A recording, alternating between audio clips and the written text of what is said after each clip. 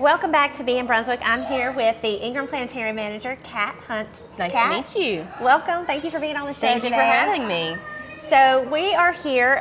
It's obviously been a while since I've been in the planetarium, because when I walked in, I said, "Oh, this is new," and you're like, "No, it's been here a while." So tell us what's going on here at the Ingram Planetarium. So this particular portion we're in now is our science hall, and this is actually free to the public whenever we're open. So it's a great place to bring kids, even if you're not doing a show. And we have really revitalized it in terms of our exhibits. There's science experiments you can do with your families. We've got things about robotics, nanotechnology, and of course, lots about space.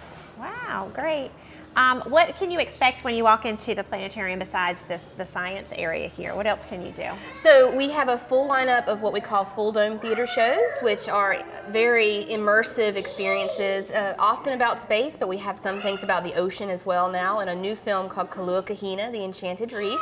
And then at night we run laser music shows, which are true sensory experiences. We play some music favorites like Led Zeppelin, Pink Floyd. We have laser artwork up on our dome, and then a presenter such as myself, we do live lighting through the show as well. So no show is the same. So what does live lighting mean? So a couple of years ago, we did a major upgrade to some of our equipment, and one of the things we added was LED lights along our cove, and we can program each one of the lights in there to do different things. So we create lighting effects, and a presenter during a laser show is executing these effects with the music and complement to the lasers in real time. Oh, wow. And what music do you use for that? We have a variety, a huge library ranging from rock favorites. Pink Floyd, of course, is our top selling laser show, to Led Zeppelin, U2. We have some themed nights like 80s Night, and a new one this summer is 90s alternative rock. Oh, fun. I think I would enjoy the 80s one. It's a lot of fun. It's one of my favorites. Yeah. 80s is more 80s pop, but if you like more 80s rock, classic rock on Saturday nights is the one for you. Okay, great. And what are some of the shows that you do? You mentioned Ocean, so what is that exactly experience? Yes, so our brand new film this summer, which was supported in part by Sunset Beach and our volunteer association, is Kahina. And rather than exploring the sky, it actually takes us under the ocean to explore a coral reef. It is animated, it's our family film for the summer, so it's good for kids. But at the end, as all shows do, we have a live show, and I talk a lot about the moon in that one because the moon affects our tides. Oh, wow. And then we do have some more advanced things that are for more of your science persons. Planet 9 is another new film that we had introduced in the fall. We have it playing this summer, and it's about dwarf planets and a potential ninth planet in our solar system. So it's a little bit more heavy on the science. Okay, I have a question. Is Yes. Pluto a planet, or is it a dwarf planet? It is a dwarf planet. It got downgraded, I guess, or I don't know, upgraded, downgraded. I wouldn't say downgraded. It got reclassified. Reclassified. So we discovered a lot more objects in our solar system. Our telescopes got better, and this is always the case, and we just needed to develop a new box for them, so to speak. And Pluto's not the first one for this to happen to. Ceres was a planet in the 1800s, but it was reclassified as an asteroid even when Pluto was a planet. So Pluto isn't the only one that had this happen to it. That's kind of the fun stuff you can learn if you come. Yep, absolutely. So tell us about the exhibit behind us, because like I said, it's been a while since I was here, and this is new. So what's it about? So this particular exhibit we've had for a few years now. My executive director really got this miraculously. It was shared with us from another facility, and it's a nanotechnology exhibit.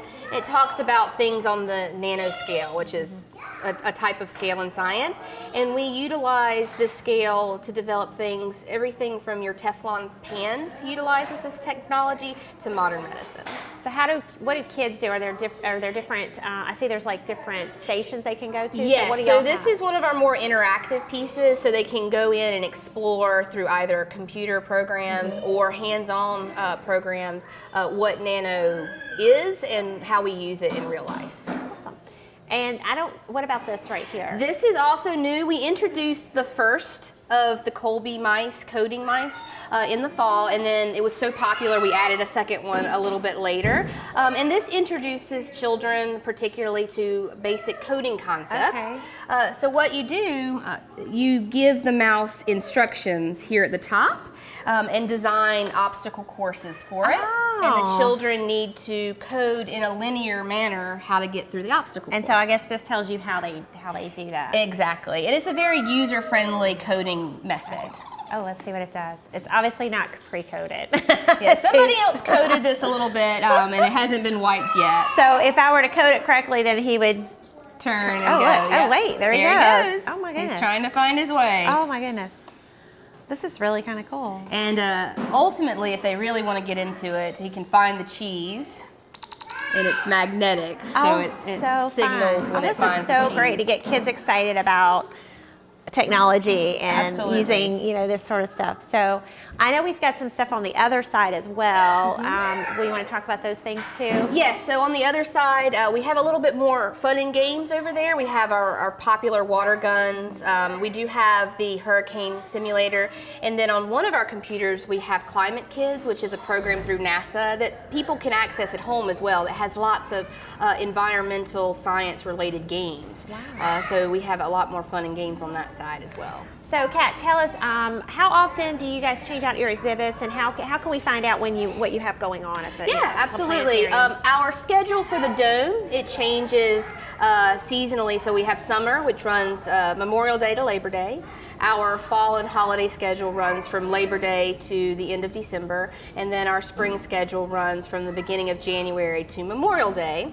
We publish that on our website, but also our Facebook is a good place, and we do special events in the off season that explore various topics and things. This fall I want to do something about Frankenstein because it's the 200th anniversary. We're going to explore scientific ethics, for example, during that program. So Facebook's really a good source, but of course our website as well. Now the exhibits, they change a little less frequently. It kind of depends on when we can get things in. We've really had a great experience partnering with the NICENet, which is the National Informal STEM Education Network, and a lot of the hands-on experiments we have is from some kits that they provide to applicants throughout the year, and other educators can utilize that resource as well. Awesome.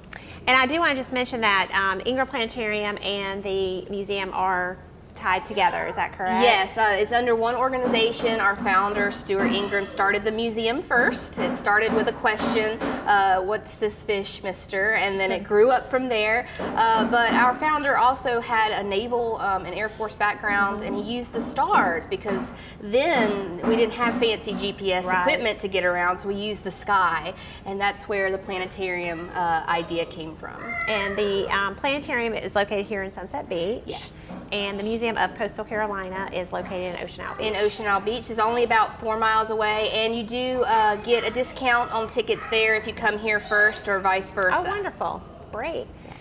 So is there anything we left out that you feel like that we should tell everyone that's watching? Well, we do have a lot of new things coming in the fall. We've got some new series. We're revitalizing our Stars at Sunset series to include the science of science fiction, and this will enable the community to get more involved with us in our programming. So definitely check us out and find out what's going on. Awesome.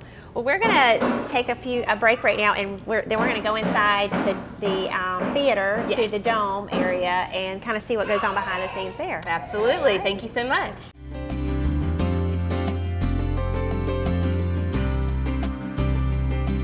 The LC Outreach Project was established in loving memory of my grandfather, Lorenzo Clemens, who was a fine Christian educated businessman here in Southport. The organization was created as a solution to the myriad of problems that our at-risk youth population here in Brunswick County, the issues that they face. ASEEP, A-S-E-E-P, the acronym stands for Alternatives for Students to Enhance Education Programs.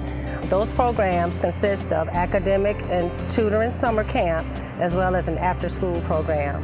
It has made a large impact for the kids. They're able to maintain a lot of the information they've learned from the previous school year, and they're able to carry that to the new school year. Last year we had over 40 kids. This year we've had over 70 kids.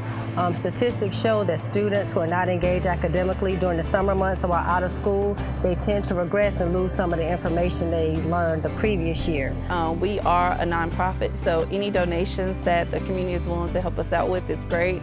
To receive this grant from ATMC means the world to us. They help us provide our curriculums to get different tangible items that we'll need to help the program flourish, so it's greatly appreciated. All right, right, we're back, and now we're inside the planetarium. And do you call this the dome area? Yes, so this is our dome theater. It is literally a screen that wraps around you, so it's very immersive. There's things going on during the shows all around your head. And these are the computers that run the system. Both of these monitors are hooked up to the same computer, but there's actually two computers down here that we use. The first is kind of like the steering wheel. That's where we put in our commands, and then this one down here runs the projector itself. We have several different things going on that you might not be able to see so good on the camera, but on one side we have a program called Starry Night, and it's a very powerful astronomy software. It simulates everything from going to Mars to the actual stars in the sky like a traditional planetarium would have. And then on this side we have ATM4. This is a software that's with our particular planetarium set up from Spitz, and it just really tells everything when to do things, and we code that. So I do coding as well as presenting as well as graphic design. And then this is our lighting. So this is where we do our walk-in lighting to really enhance that experience, but also where we do our live lighting effects for the laser shows as well. So what I'm going to do, I'm just going to load in the next show. We're going to be featuring Astronaut, which is my personal favorite of our library. What's that about? It is about what it's like to be an astronaut in space. Oh, wow. So you go through, you know, kind of the health complications of that, and some of the reasons we go into space. So I'm just loading in a new file now, and you'll see the lights will begin to change as we get going today. How long is the average show? How long does it?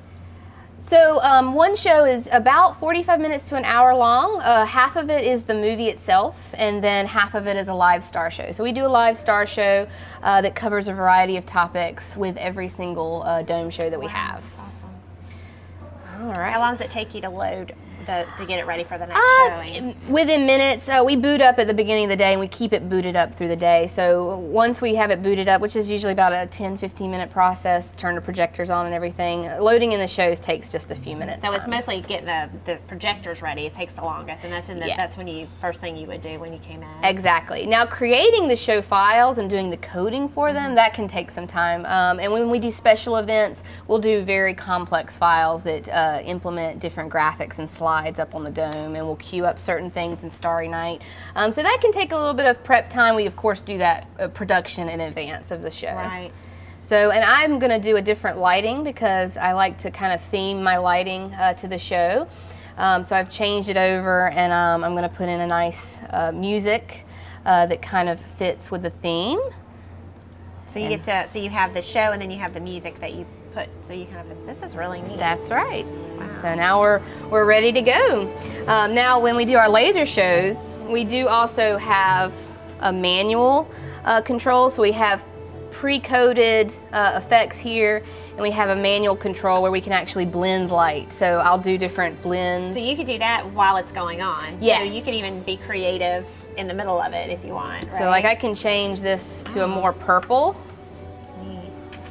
by putting up some red light over it. So just because I think this is really fascinating, this part of what you guys do, what sort of skill sets, I mean, you mentioned coding and computer technology. What other things do you need to know in order to successfully run a show? So planetarium as an industry is very diverse. I know people in the industry that have history degrees, of course a lot of astronomy degrees. My degree is actually in science education. So my research was in cognitive psychology. It wasn't even in right. astronomy, but astronomy is my favorite content.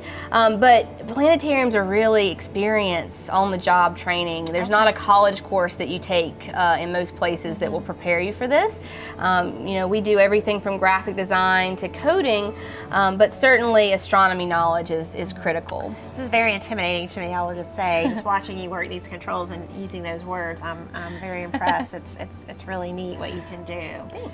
So anything anything else that you want to mention about the planetarium or the museum at all? Yeah, so in addition to all of our public programs and things, we also try to work with the community in various ways. We're starting to offer teacher workshops, which will show teachers how to integrate informal and planetarium-based things into their curriculum. And we also welcome student volunteers. So I know Brunswick County, the high schoolers do projects, and we welcome them to come in and use the planetarium as a resource for their projects. So there's a lot of plugins for that as well. Wonderful. Well, I appreciate the opportunity to come today and let us see sort of, a little different side of what the planetarium does, and we appreciate everything that you guys do. And, Excellent. For those watching, thank you for watching Be in Brunswick this month, and we'll see you next month. Have a stellar day.